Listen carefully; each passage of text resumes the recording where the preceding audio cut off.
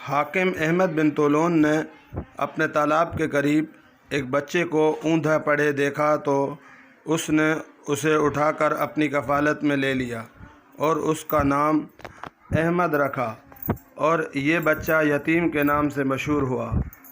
جب یہ بچہ بڑا ہوا تو اس میں ذہانت و فطانت کے آثار نمودار ہوئے اور یہ خوش شکل و صورت ہوا۔ ابن طولون نے اسے علم سے آراستہ کیا تو یہ تہذیب و تمدن سے مالا مال ہوا۔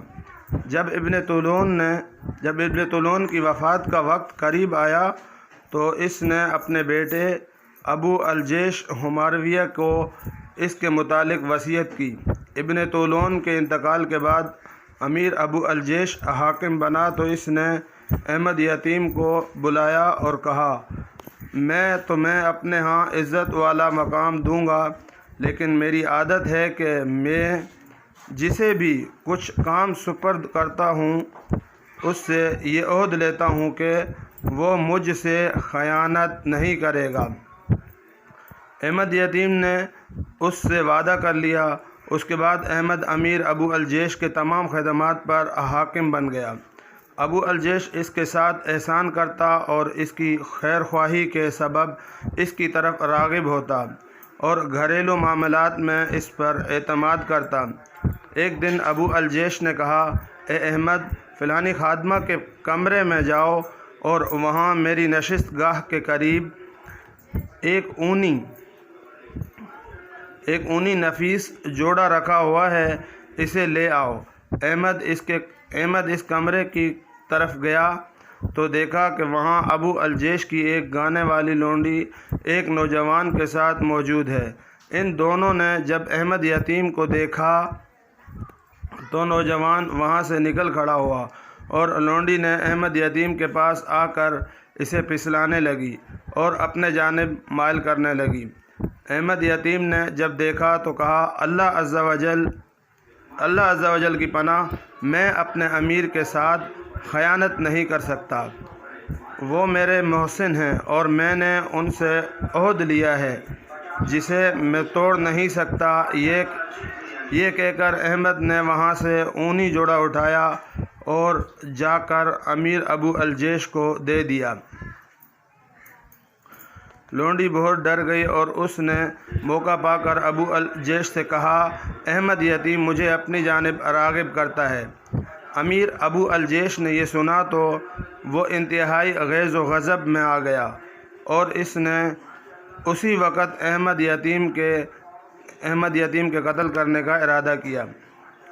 چنانچہ اس نے اپنے ایک خادم خاص کو، جس پر وہ اعتماد کرتا تھا، بلایا اور کہا، جب میں تمہاری طرف کسی شخص کو بھیجوں جس کے ہاتھ میں سونے کا طباق ہو اور وہ تجھ سے آ کر یہ کہے کہ اس طباق کو مشک سے بھر دو، تو تم اس کو قتل کر دینا اور اس کا سر کاٹ کر اسی طباق میں رکھ دینا اور اسے ڈھانپ دینا۔ پھر ابو الجیش نے محفل جام منعقد کی اور قریبی احباب کو بلایا۔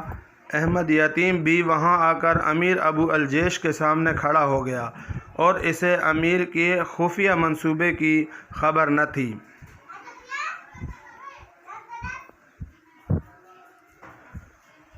امیر ابو الجیش نے اسے کہا، اے احمد، یہ سونے کا طباق لو اور اسے فلاں خادم کو دے کر یہ کہو کہ اسے مشک سے بھر دو۔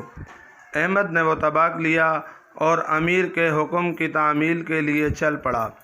راستے میں اس کا گزر گانے والوں پر ہوا جہاں امیر کے کچھ قریبی ہم نشین بیٹھے تھے۔